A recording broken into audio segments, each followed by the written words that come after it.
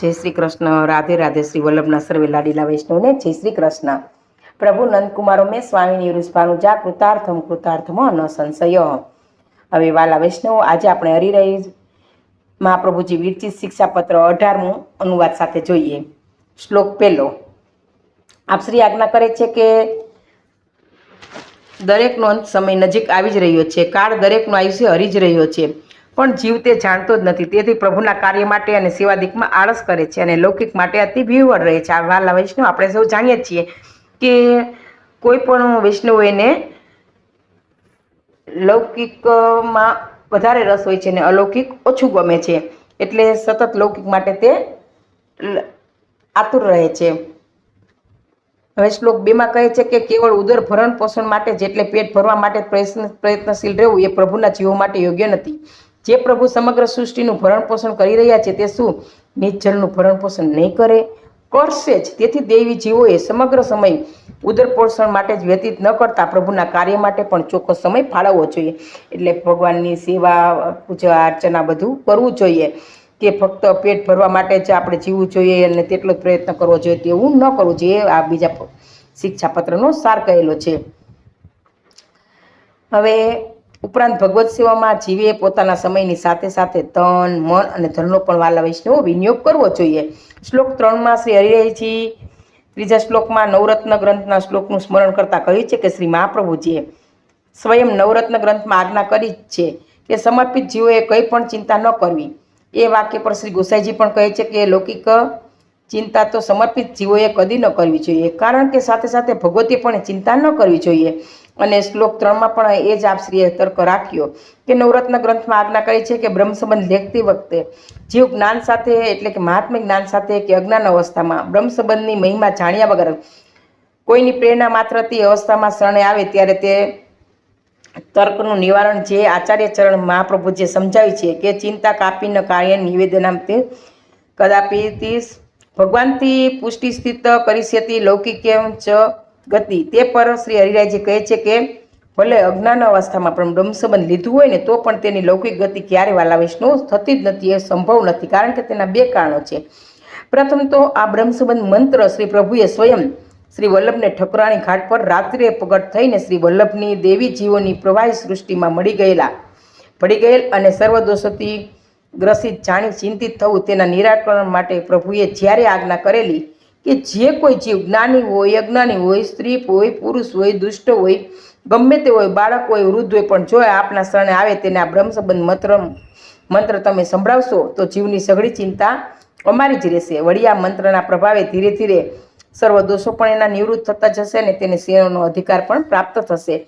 અને બીજું કારણ તો બહુ જ સ્પષ્ટ છે કે આ માર્ગમાં જે કોઈ જીવ જ્ઞાન કે અજ્ઞાન અવસ્થામાં બ્રહ્મ સંબંધ લે છે ને તે મૂળ તો ગોલોકનો જ લીલાનો જ જીવ છે. તે સિવાય કોઈ પણ આ માર્ગમાં પ્રવેશ કરી શકતો જ નથી. એટલે બધા પૃથ્વી પર હોય એટલા વૈષ્ણવ હોતા નથી, એટલા બ્રહ્મ સંબંધી પણ હોતા નથી. એટલે લીલાનો જીવ હોય એ જ બ્રહ્મ સંબંધ લે છે. જેમ કે મીરાબાઈ શરણે ન આવી શકી, કારણ કે અજબ કુંવરીબાઈ શરણે ગયા વગર રહી ન શક્યા.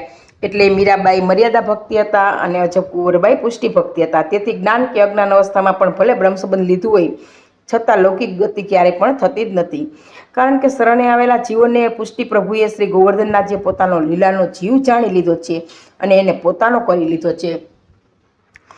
હવે શ્લોક 4-5માં આપશ્રી આજ્ઞા કરે છે કે જે પુષ્ટિ જીવને પોતાનું સ્વરૂપ સમજાવવા લાગે છે તેમ તેમ પ્રભુ અને પ્રભુની લીલા સંબંધી વાતો પણ સિવાય બીજો ક્યાંય આનંદ મળતો જણાતો જ નથી. એટલું જ નહીં, પણ કદાચ લૌકિકમાં ભળવું પડે તો પણ કલેશનો અનુભવ થાય છે અને ભગવત વિરહ અતિ થવાથી સર્વત્ર હરિની પ્રતીતિ થવા લાગે છે. અને તેથી તો જેમ જેમ કરે લૌકિક પ્રપંચથી છુટકારો મેળવો શ્રી કૃષ્ણને હૃદયમાં સ્થાપિત કરે છે. શ્લોક 6નો ભાવ છે. તેથી જ દરેક પુષ્ટિ જીવે શ્રી કૃષ્ણના કયા સ્વરૂપની હૃદયમાં સ્થાપિત કરવા તે સમજાવે છે કે જો ગૂઢ સ્વરૂપ છે, એક ગોપીના ભાવને બીજી પાસે ક્યારેય પ્રગટ કરતા નથી.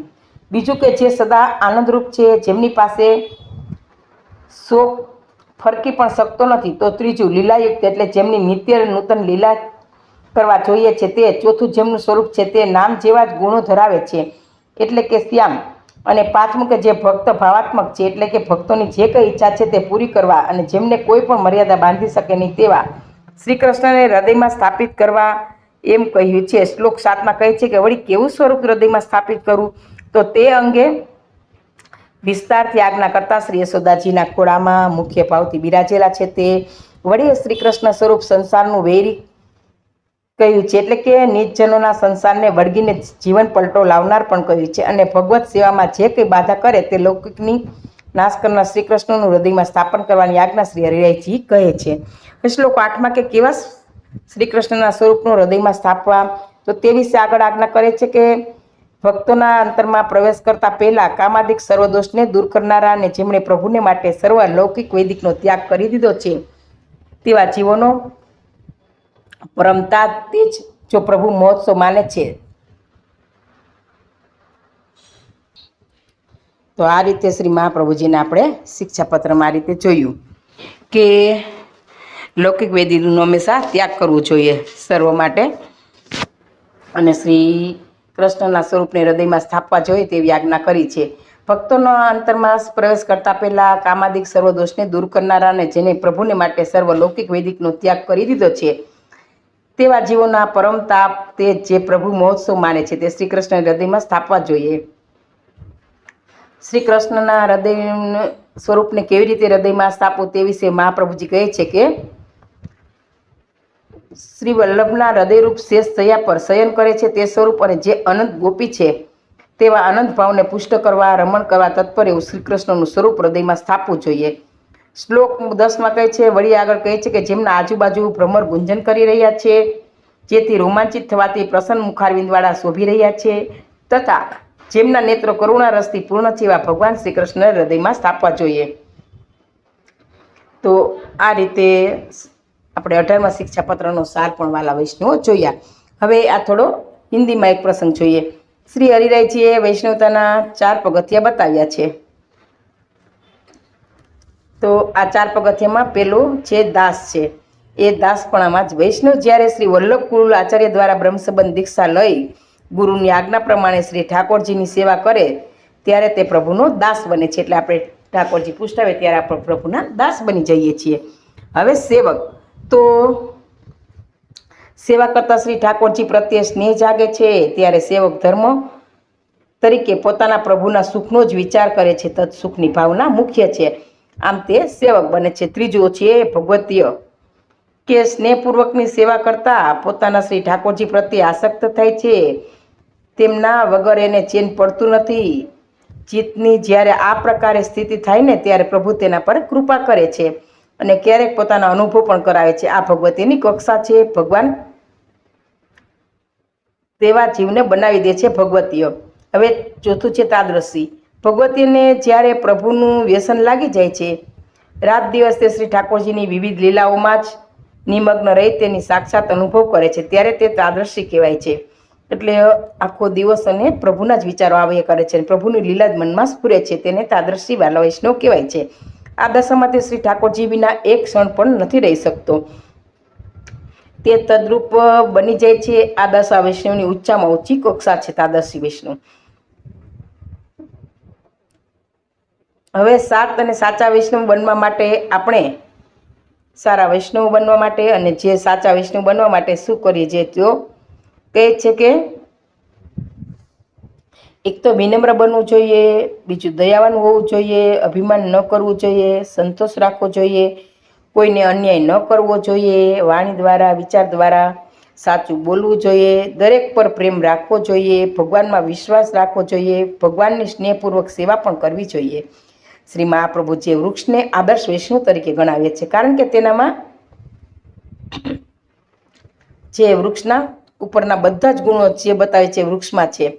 મહાદેવજીએ પણ દેવયોનીમાં હોવા છતાં તેનામાં પણ વૈષ્ણવતાના સર્વ ગુણો છે, માટે તેમને પણ આપણે આવા આદર્શ વૈષ્ણવ ગણાવ્યા છે. આમ આદર્શ વૈષ્ણવ બનવા માટે આ 4 મુખ્ય લક્ષણો જે આપણે જોઈ ગયા કે પેલું દાસ, બીજો સેવક, ત્રીજું ભગવતી અને ચોથું તાદર્શ્ય. તો આ સેવા કરીએ તો એ વૈષ્ણવમાં 4 ગુણો આવવા જોઈએ. તો આપણા વાણી વર્તન થકી બીજા વૈષ્ણવના દિલ ન દુભાવવા જોઈએ, ક્રોધ ગુસ્સો ન કરવો જોઈએ, સદા વિનમ્ર વ્યવહાર કરવો જોઈએ. આ બધું શ્રી આચાર્ય મહાપ્રભુજી આપને બતાવ્યું છે. તો આ પ્રસંગ પણ અહીંયા પૂરો થાય છે. તો વાલા વૈષ્ણવ, આ બંને પ્રસંગ કહેવા મારી કંઈ ભૂલ રહી ગઈ હોય તો પુષ્ટિ રસદાસને ક્ષમા આપશો જી. સર્વે વાલા વૈષ્ણવને જય શ્રી કૃષ્ણ, જય શ્રી કૃષ્ણ.